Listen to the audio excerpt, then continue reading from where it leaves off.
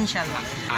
আমি এই পরিশেষে একটি কথা বলবো, আমি একজন সাংবাদিক, আমি জানি মহসিন আলীর জন্য শুধু মানুষ কাঁদে না, গাছে এবং বাতাসেও কাঁদছে, মরা থেকে আজ পর্যন্ত কাঁদতেছে। কিন্তু আপনাকে এই কথা বলে আমি শেষ করব, শুধু এই কথাটাই আপনি আমাদেরকে বলুন যে সাবেক মাননীয় মন্ত্রী সমাজ কল্যাণ মন্ত্রী সৈয়দ মহসিন আলীর মতো পথ অনুসরণ করার জন্য বিনীত অনুরোধ জানান মানুষকে, এই কথাই আমি বলবো, আর কিছু বলবো না। না সেটাই বলছেন আপনি, একটু খুব সুন্দর কথা বলেছেন যে শুধু মানুষ কাঁদে না, ঠিকই বলছেন যে এই যে গাছপালা মানে সব জায়গা আছে। আমি 34 মিন্টু রোডে গিয়েছি, ওখানে আমরা যখন আব্বা মন্ত্রী হন সমাজ কল্যাণ মন্ত্রী, তখন কিন্তু ওই বাসায় কোনো তেমন গাছ ছিল না, নর্মাল ছিল, কিন্তু আমরা পুরা মানে আব্বা আমি মিলে পুরা সেটা গাছ ফুলের গাছ লাগাচ্ছে। আমি সেদিন ওই তথ্যমন্ত্রী এখন থাকেন ওই বাসায়, আমি ওখানে গিয়ে দেখি পুরা ফুল ফল সব ফল ধরে আছে, ফুল ফুটে আছে। ওই বাসার যে মালিক চাচা উনি অবিরত আমাকে দেখে কাঁদতেছেন, মা আমি কি করব, এই জায়গাগুলায় যেই জায়গায় যাই সেই জায়গায় মহসিন আলীর স্মৃতি, ওই জায়গায় মহসিন আলীর লাগানো গাছ ফল ধরে আছে। তারা আমাদেরকে, আমি যখন জিজ্ঞেস করলাম গাছে কি আম ধরে, তো মালিক চাচার বউ আমাকে এই আমসত্ব দিলেন, বলেন এটা নিয়ে যা তোমার আম্মা খাও, এই গাছগুলা কিন্তু মন্ত্রী সাহেব লাগিয়ে গেছেন। এই যে একটা মানে মানুষের যে একটা মায়া, ওই বাসার সাথে যে মিশে আছে মানুষের মায়া, অন্তর থেকে মায়া, যে নিয়ে যাও গাছ আমসত্ব খাও, এটা মন্ত্রী সাহেব লাগিয়ে গেছেন, তোমরা তো আর খাইতে পারো না। এটা এত মানে কতটুকু ভালোবাসার বই প্রকাশ, এটা আপনারা বুঝেন। আর এখন মহসিন আলীকে যদি অনুসরণ করে আমরা রাজনীতি করতে পারি, সেটা সারা বাংলাদেশের রাজনীতিবিদদের জন্য আইডল। আমি যখন আব্বার কোনো পোস্ট দিই, ফেসবুকে পোস্ট দিই, সারা বাংলাদেশ থেকে মানুষ এসে বলে যে মহসিন আলী আমার জন্য এই কাজটুকু করেছেন, ওই কাজটুকু করেছেন। তাহলে চিন্তা করে দেখেন, মহসিন আলী শুধু মৌলভীবাজার না, সারা বাংলাদেশে নীরবে নিবৃত্তে মানুষের সাহায্য সহযোগিতা করে রেখেছে।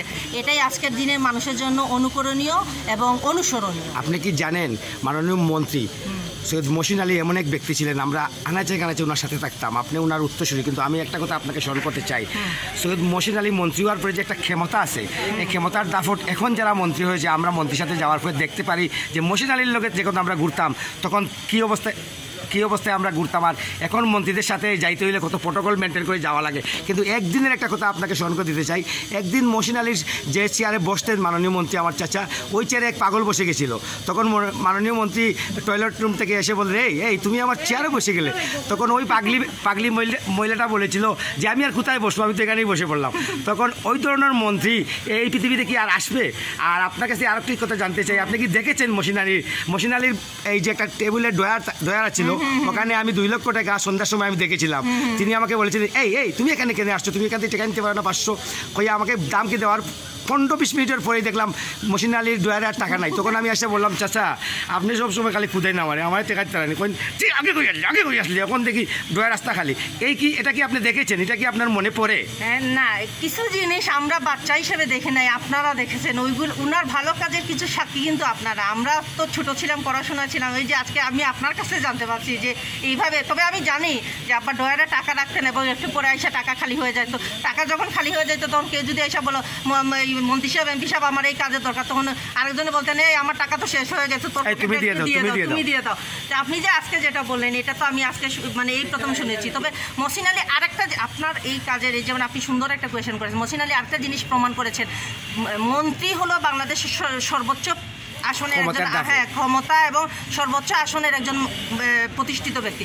সেই জায়গায় উনি মানুষের কাছে নিয়ে এসেছিলেন। মন্ত্রী যে মানুষের কাছাকাছি থাকতে পারে সেটা মহসিন আলী একদম মহসিন আলী প্রমাণ করে গিয়েছিলেন। এবং উনি মৌলভীবাজারে আসলে কোনো প্রোটোকল নিতেন না। ডিসি আঙ্কেল বলতেন, স্যার আপনি তো প্রোটোকল নিতে হবে। উনি বলতেন না, আমি এই জায়গার মানুষ, আমি এই দেশের জন্য যুদ্ধ করেছি, আমি একজন মুক্তিযোদ্ধা। উনার একজন মুক্তিযোদ্ধা হিসেবে সেই তেজস্বী নেতৃত্ব ছিল এবং উনি বিশ্বাস করতেন যে উনাকে কেউ ক্ষতি করতে পারবে না, কারণ এই দেশটা তো উনিই বানিয়েছিলেন। মিন্টু রোডে বাসায় যখন আমরা বাউন্ডারি দিতে চেষ্টা করছিলাম, তখন তো জানেন যে জামাত বিএনপি ভিন্ন সময় ভিন্ন কথা বলে, তো মানে হুমকি এইসব জিনিস আসতো। তখন আব্বা বলতেন, আমি একজন মুক্তিযোদ্ধা, আমার যদি মেরে ফেলে এই দেশের মানুষ, আমি এই জন্য মরেই যাবো, তাইলে তারপরেও আমার কোনো দুঃখ থাকবে না, কিন্তু আমি জানি আমাকে কেউ মারার মতো সাহস করবে না। মহসিন আলী এই মন্ত্রী হওয়ার পর মৌলভীবাজার সকালে প্রোটোকল ছাড়া চলে যেতেন কোথায় কী করা যায় সেটা দেখার জন্য। এটা মন্ত্রী মানুষের কাছাকাছি থেকে যে কাজ করে যেতে পারে এটা প্রমাণ করে গেছেন উনি, এবং কোনো সময়ই কোনো দাপট দেখা নেই। এবং আপনি যেটা বলেছেন যে ওনার চেয়ারে গিয়ে পাগল বসে যায়, আমি ওই মিঠু রোডে বাসায় এবার গিয়ে দেখলাম আমাদের মালিক চাচা যিনি আছেন ওনার নাতিন খুব বলতেছেন, আফা আমি এরকম মন্ত্রী কোথাও দেখি নাই যে ওনার কাপে দেখি আরেকজন চা খাইয়া বসে আছে। তাই এটা আমরা এখন গল্প করি যে এমন এক মন্ত্রী, ওনার সব কিছু মানুষের জন্যই। তাইলে বুঝেন অবস্থা মহসিন আলী কোথার কোন জায়গায় গিয়ে মানুষকে নিয়ে পৌঁছেছে। সঞ্জিদা ম্যাডাম, আপনি কিন্তু অনেক কিছু জানেন, তার চেয়ে তো আমি মনে করি অনেক কিছু জানি। আমি মহসিন আলীর সাথে সবসময় ছিলাম, উনি আমাকে ছেলে ডাকতেন, কিন্তু গাছে বাতাসে মানুষে এখন কাঁদে আপনি দেখেন না, আমি দেখি সবসময়।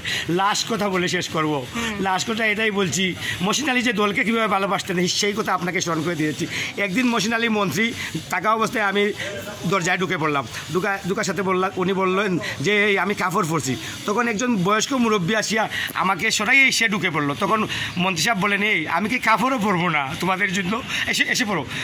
তখন উনি ওনাকে বসাইয়া বললেন, দেখো আমি কি খাওয়া দাওয়া করবো না, আমি কি চা খাবো না, আমি কি কাপড়ও পরতে পারবো না, আপনি কি এভাবে বিরল সৃষ্টি করবেন পৃথিবীতে? যেভাবে মহসিন আলী আমাদেরকে সেবা দিয়ে ভালোবাসা দিয়ে মানুষের মাঝে অন্তর স্থান করে গিয়েছেন, আপনি কি পারবেন সেই সেবা দিতে মানুষকে? আমি এই প্রশ্ন আপনাকে করতে চাই। আমি আসলে আপনার এই যে আজকে দেখেন আপনি ইমোশনাল হয়ে গেছেন, আমি মেয়ে হিসেবে আসলে এতটাই গর্ববোধ করছি যে প্রতিটা মুহূর্তে আমরা যখন একটু আসলে এখনকার রাজনীতির যে অবস্থা, এই কারণে অনেক সময় আমরা কষ্ট পাই, তারপরে চুপ হয়ে যায়। কিন্তু মহসিন আলী এই যে আপনার ভালোবাসা দেখতেছি, বিশ্বাস করেন আমার ভিতরে আরেক ধরনের শক্তি দিচ্ছে যে আমি তো মহসিন আলীর রক্ত আমার মধ্যে।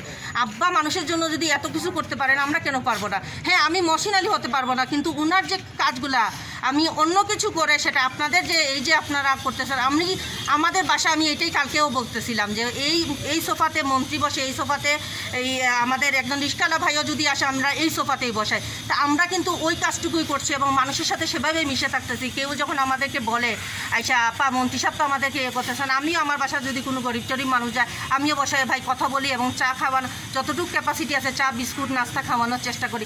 তো আমরা কন্টিনিউ করছি ভাই, আপনারা আমাদেরকে সহযোগিতা করেন, ইনশাল্লাহ পারবো।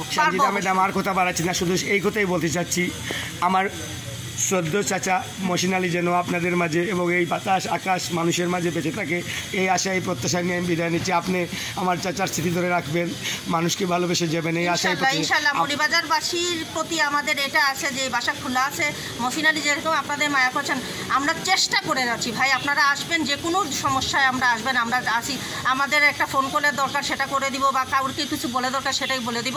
এই বাসাটা আপনাদের ওইভাবেই আছে, আপনারা আসবেন। ধন্যবাদ সঞ্জিদা ম্যাডাম, খুব গুরুত্বপূর্ণ কথা বলেছেন। আমি দৈনিক মৌলভীবাজার সোনালী কণ্ঠ অনলাইন পত্রিকা থেকে অবিরাম ভালোবাসা দিচ্ছি ভাই। আমাকে আজকে এই দিনে ষষ্ঠ মৃত্যুবার্ষিকীতে আপনি যে এত অনেক কিছু জানেন, আপনারা মহসিন আলীর কাছাকাছি ছিলেন, আমরা তো ছোটো ছিলাম, পড়াশোনা করতাম, অনেক কিছু জানি না, আজকে অনেক কিছু জানলাম এবং আমি আজকে আরেকটা শক্তি নিয়ে আমি বাসায় ফিরে যাব যে আমাকে ওইভাবেই কাজ করতে হবে যেভাবে সৎ মহসিন আলীর সন্তান, এবং এটাই আমার আজকে বড় পরিচয় যে আমি একজন সৎ রাজনীতিবিদের সন্তান। ওই কাজটুকুই আমরা করবো ইনশাআল্লাহ। অনেকদিন বেঁচে থাকুন, আমাদের পত্রিকার পক্ষ থেকে রইল অবিরাম ভালোবাসা আপনাকে। আচ্ছা ভালো থাকেন।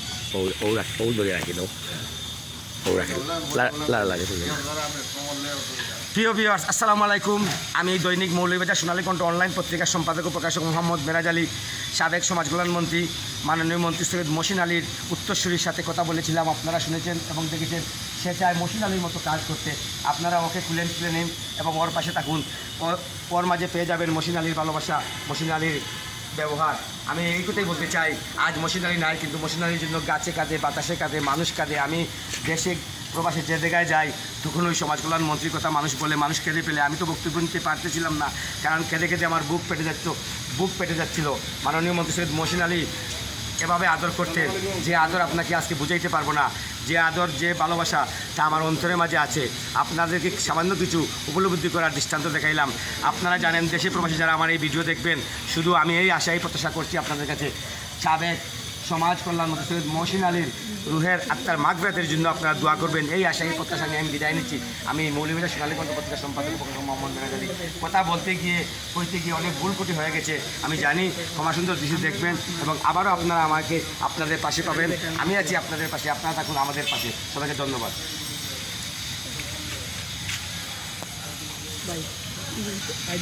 প্রিয় ভিউয়ার্স, বিদায় নিচ্ছি। বিদায় নেবার পাক্কালে বলতে চাই কথা, আপনারা আমাদের পত্রিকা পড়ুন, লাইক দেন, কমেন্ট দেন, শেয়ার করুন এবং অন্যকে দেখতে দিন, শেয়ার করিয়ে বাড়িয়ে দিন। এই পৃথিবীর সবাইকে দেখতে দিন এই বিষয়, এই জানা অজানা কথাগুলা। আমি বিদায় নিচ্ছি, আপনাদের পাশে আছি, আপনারাও থাকুন আমার পাশে। আসসালামু আলাইকুম।